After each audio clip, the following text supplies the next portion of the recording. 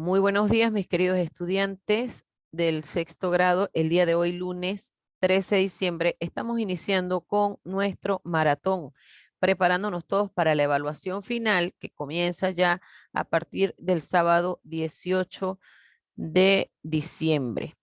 En tal sentido, les voy a solicitar tener a la mano el material que se les ha enviado en PDF para que ustedes puedan desarrollar sus actividades, sus ejercicios de aplicación. Recuerden ustedes que este maratón está diseñado en base al temario que se les ha entregado con anticipación para que podamos nosotros mismos, si tenemos alguna duda, que podamos aclararla.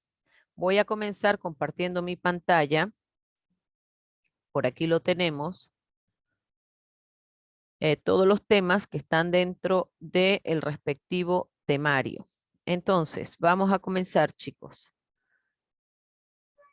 Muy bien. El día de hoy estamos con comunicación integral. El primer tema que aparece dentro del temario es el sustantivo, género y número. Recuerden ustedes que es un tema que ya hemos trabajado en el primer mes. Recuerdan ustedes que todo lo que hemos visto hasta la fecha está relacionado con sustantivo y con la parte gramatical que nos explica cómo está estructurada una oración. Bueno, el sustantivo es esa palabra que dentro de la oración nos permite identificar a las personas, los animales, los objetos o los sentimientos, las ideas que nosotros tenemos y de las que podemos estarnos expresando en una oración. El sustantivo tiene accidentes gramaticales de género y número. Recuerdan ustedes que el género me indica a mí si es masculino o femenino. Y resulta que este género, a su vez, dentro del sustantivo, podemos clasificarlo en sustantivos homónimos según su género, ¿verdad? Y también tenemos los sustantivos ambiguos. ¿Cuáles son los homónimos? Los que adquieren otro significado cuando se cambia de género. No es lo mismo decir el papa que la papa. Recuerden ustedes que si hablamos de el papa, con el artículo el adelante, me está indicando que es una imagen de divinidad que representa a un clero, mientras que la papa ya es un vegetal. Entonces, adquieren otro significado cuando estamos cambiando el género. Estos son los homónimos. Aunque se escriben igual, hace una gran diferencia lo que resulta ser el artículo. Ahora, los sustantivos ambiguos son aquellos que se pueden emplear tanto en masculino como en femenino. Y ellos pueden cambiar su artículo y los podemos nombrar tanto en masculino como en femenino, pero siguen siendo el mismo elemento, como decir el azúcar o la azúcar. ¿Ok? Algunos dicen la mar, incluso hay una canción que se llama La mar. La mar o el mar resulta ser el mismo elemento del que estamos hablando. Entonces, estos son los sustantivos ambiguos, aquellos que aunque le cambiemos el género, no cambian su significado. Muy bien, según el número ahora, porque es la otra clasificación del sustantivo según los accidentes gramaticales, tenemos que son cuáles, si es en número es singular y es plural. Entonces, resulta que si yo digo que un sustantivo está en singular, se está refiriendo a un solo elemento. ¿Cómo lo cambio yo a plural para que no me descoordine, para que no haya disonancia cuando lo voy a pronunciar o cuando lo voy a escribir? Hay una regla bien sencilla y por aquí la tenemos. Si el sustantivo termina en consonante, se le va a agregar ES, ¿ok? Por ejemplo, color, si yo lo quiero pasar como está, ese sustantivo color está en singular y yo lo quiero pasar a plural yo le voy a agregar ES. Por ejemplo, color, y yo voy a hablar ahora en plural, yo le coloco colores, ES. Ahora, si el sustantivo termina en S, en X o se le anteponen los artículos los o las, yo tengo que dejarlos como están. Están terminando en X, están terminando en S, yo tengo que agregarle esto, ¿verdad? Yo, por ejemplo, voy a decir los tórax, no los toraxes, sino los tórax y las crisis, para no decir las crisis, ¿verdad? Esta es otra regla, que si terminan en S o en X, yo agrego esto, le antepongo los artículos, los o las, a estos sustantivos que terminan en X o en S. Ahora bien, si terminan en vocal cerrada, que son la I y la U, eso lo vimos en concurrencia vocálica, en I o en U acentuada, al igual que cuando terminan en consonante, se les va a agregar ES, igualito. Por ejemplo, yo quiero un pantalón hindú y yo puedo decir, no, es que yo vi varios pantalones hindúes. Por ejemplo, hindúes. Ya ustedes ven que le estoy agregando la E y la S. Si terminan en vocal solo se le va a agregar la S. Por ejemplo, el carro, si yo quiero hablar de los carros, yo tengo que anteponerle nada más el artículo los y por supuesto que al final del sustantivo la S. Perfecto. Esto ya lo hemos visto, pero para irles dejando a ustedes en claro. Ahora bien, recuerden, esto es fundamental, por favor, tómenlo en cuenta, este cuadrito que tenemos aquí, que tenemos según su extensión, nosotros clasificamos por género y número, pero también nosotros lo clasificamos de manera general. Por su extensión tenemos comunes, propios. Los comunes me nombran en forma general elementos de la misma clase, casa, gato, perro, y los propios sí me nombran en forma individual algún sujeto u objeto. Yo puedo decir Diego, como puedo decir Perú, como puedo decir Carlos, como puedo decir Francia, como puedo decir España, y ya me estoy refiriendo con especificidad a alguien a quien le pertenece propiamente ese sustantivo. Tenemos por su naturaleza. Por su naturaleza son abstractos y concretos. Recuerdan ustedes que en los abstractos decíamos que nos hablaban de esas emociones, ideas, sentimientos, pensamientos, de aquello que no se nos representa de manera física, que está internamente, como el amor, el miedo, la frustración, el enojo. Bueno, todas esas emociones que tenemos son sustantivos abstractos, todo lo que representa una emoción, un sentimiento que físicamente no se pueden ver. Los concretos, que muchas veces los confundimos con comunes, estos concretos sí se pueden percibir por nuestros sentidos, ¿ok? Como la nave, un edificio, un carro también. Son concretos porque los puedo ver. Por lo general, no se les va a colocar o no se les va a atravesar entre comunes y concretos. Yo tendría que decir, bueno, ¿cuáles son los comunes y cuáles son los concretos? Pero el común, recuerden ustedes que me nombra en forma general a elementos de la misma clase. Tendría que ver el contexto de la oración. En cambio, el concreto ya me habla de todos estos otros elementos que de forma física se pueden palpar, se pueden observar. Por su cantidad ahora, tenemos individuales, colectivos, contables e incontables. Los individuales nombran en forma particular a un solo elemento. Oveja, perro, niño, casa, algo de manera choza, por ejemplo, apartamento, de manera individual, pero el colectivo resulta ser el mismo grupo este de individuales, pero al mayor, como se habla.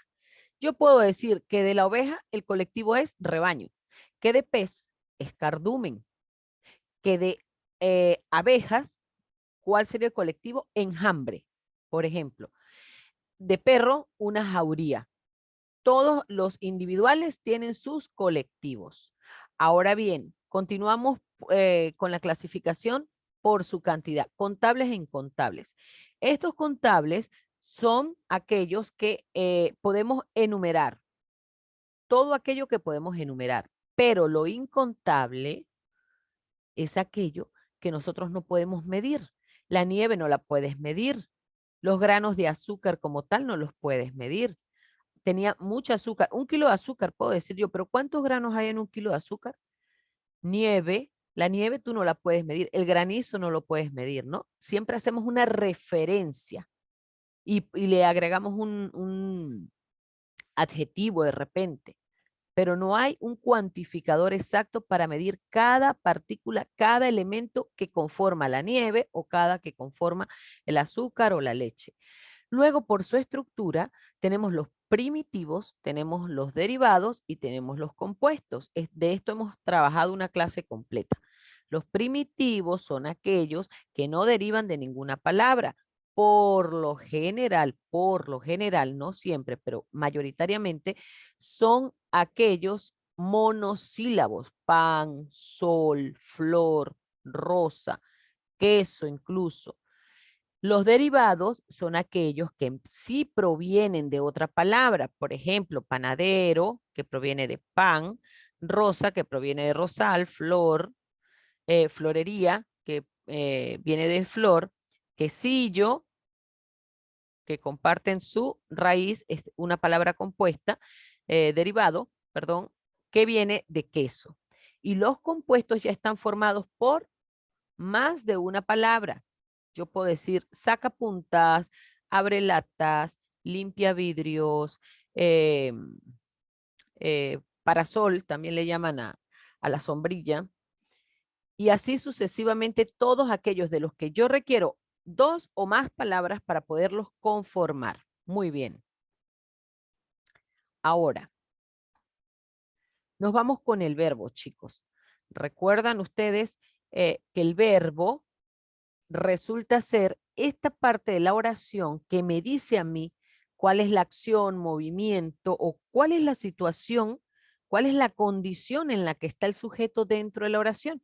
Es decir, me indica si canta, salta, ríe, llora, juega, come, lo que el sujeto dentro de la oración está haciendo.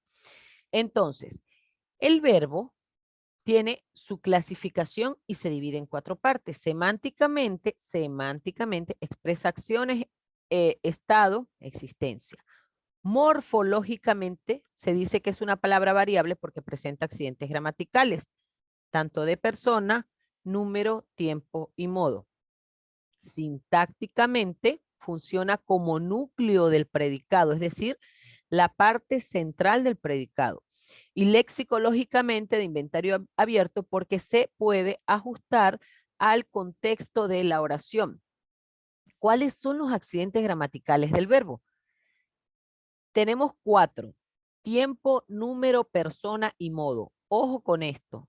Los accidentes gramaticales del verbo son tiempo, número, persona y modo. Dentro del accidente gramatical del verbo, que no es lo mismo que el sustantivo, acuérdense que el sustantivo es género y número, pero del verbo es tiempo, número, persona y modo. El tiempo, este accidente gramatical, lo conforman pasado, presente y futuro. En número, singular y plural. En persona, tenemos primera, segunda y hasta tercera persona. Yo, tú, él o ellos. Y en modo indicativo, imperativo y subjuntivo. Veamos el modo para que ustedes lo recuerden. Esto está relacionado con la manera de accionar del sujeto dentro de la oración. Tenemos el modo indicativo. ¿A qué se refiere este accidente gramatical? Se refiere a los hechos reales y seguros. Ellos estudiaban, él lee un poema, él juega tranquilamente, por ejemplo. Es un hecho que está ocurriendo. Es un hecho real y seguro. El subjuntivo es una expresión de una posible acción. Si yo pudiera, ojalá y ocurra, por ejemplo, si tú tuvieses mucho dinero, nos iríamos a Roma, por ejemplo. Ojalá y ordene el aula. Ojalá y el próximo año retornemos a clases, ¿no? Ese es el subjuntivo, cuando se expresa más un deseo, cuando sí existe una posibilidad, pero no hay nada concreto. ¿Ok? Ahora viene el imperativo. El imperativo, aquí se me da una expresión de mandato. Es cuando yo estoy dentro del verbo, yo te digo, préstame atención, enciende tu cámara, copia todo el contenido. Ya estoy utilizando el verbo copiar, pero de una manera imperativa porque estoy dando una instrucción a seguir. Muy bien. Avanzamos. Ahora tenemos el sujeto. ¿Recuerdan ustedes que vimos toda una clase del sujeto? Bueno, el sujeto recordemos que es este elemento de quien hablamos en la oración, de quien se dice algo. ¿Cómo reconocemos nosotros al sujeto? Por aquí se los dejé, ustedes tienen esto. ¿Quién más el verbo? ¿Quién es más el verbo? Recuerde, el verbo es la acción que está realizando. Si yo digo que José grabó un disco, yo digo, ¿quién más el verbo? ¿Cuál es el verbo? Grabó, ¿verdad? ¿Quién grabó? José, vamos a suponer. Los niños se fueron de excursión. ¿Quiénes se fueron de excursión? Los niños. Así voy yo reconociendo a mi sujeto. ¿O qué más el verbo? Se rompió el florero. ¿Qué se rompió? El florero. Quiere decir que ¿de quién estoy hablando? De un florero dentro de mi oración. Muy bien. La clasificación del sujeto está bastante sencilla. Según su expresión escrita lo tenemos como expreso y tácito. El expreso está muy notable dentro de la oración, lo mencionamos. Yo digo la niña, el carro, el perro, José, María, Juan, ¿verdad? El que yo nombro. Ese es el sujeto expreso, lo identificamos con mucha facilidad. Pero el sujeto tácito em, está sobreentendido en la oración y a veces depende mucho del contexto en el que ésta se está desarrollando. Se sobreentiende que hay un sujeto de quienes estamos hablando por el resto de la oración. Yo digo, todos viajaremos juntos. Si yo digo, todos viajaremos juntos, ¿a quién me estoy refiriendo? Incluyéndome a mí. Quiere decir que yo estoy metida también ahí, que estás tú, que está ella, que está él. Entonces, a eso se refiere el sujeto tácito. Según el número de núcleos, sujeto simple y sujeto compuesto. El sujeto simple solo tiene un núcleo, es decir, solo hay un sujeto, y el sujeto compuesto tiene dos o más. Recuerden ustedes que en el sujeto simple yo podía decir el perro ladra, el león ruge, el gato maulla, el niño salta, la mamá se fue de compras, por ejemplo, pero con el compuesto yo puedo decir que Carmen, María, Pedro y José se fueron, ¿no? Yo hablo de dos o más núcleos del sujeto, es decir, que yo estoy hablando de más de un sujeto en mi oración. Ese es el sujeto compuesto. Perfecto. Luego venimos con el predicado. El predicado es lo que nosotros decimos del sujeto, ¿ok? Es todo lo que me complementa la oración. Es lo que me complementa qué es lo que está ocurriendo, que me termina de llevar a entender qué es lo que está sucediendo.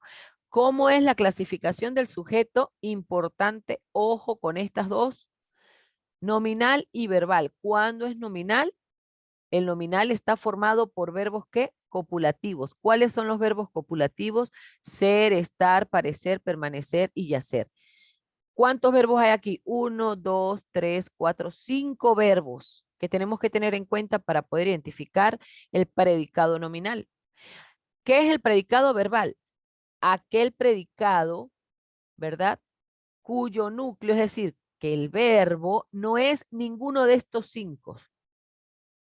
Yo les puedo a ustedes preguntar, identifíqueme o les puedo decir, identificar o elige la opción que no tenga predicado nominal. Es decir, que ustedes tienen que elegir la opción con predicado verbal. ¿Y cuál es el predicado verbal? Esto. El que no tenga, el predicado, el verbal es el que no tiene verbos copulativos, como ser, estar, parecer, permanecer y hacer. Ojo con esto, chicos. Muy bien. Permítanme borrar por aquí. ¿Cuál es la estructura del predicado? Tenemos el núcleo del predicado, que lo constituye un verbo conjugado. El objeto directo, que yo lo voy a identificar preguntando qué cosa, más el verbo, es decir, el sujeto en sí mismo. Y el objeto indirecto, ¿a quién va dirigida la acción que se está mostrando dentro de la oración? Por eso aquí están las preguntas. ¿Cómo identifico el objeto indirecto? ¿A quién le regalaron flores o a quién le llevaron chocolates o a quién tuvieron que llevar a urgencias, ¿verdad?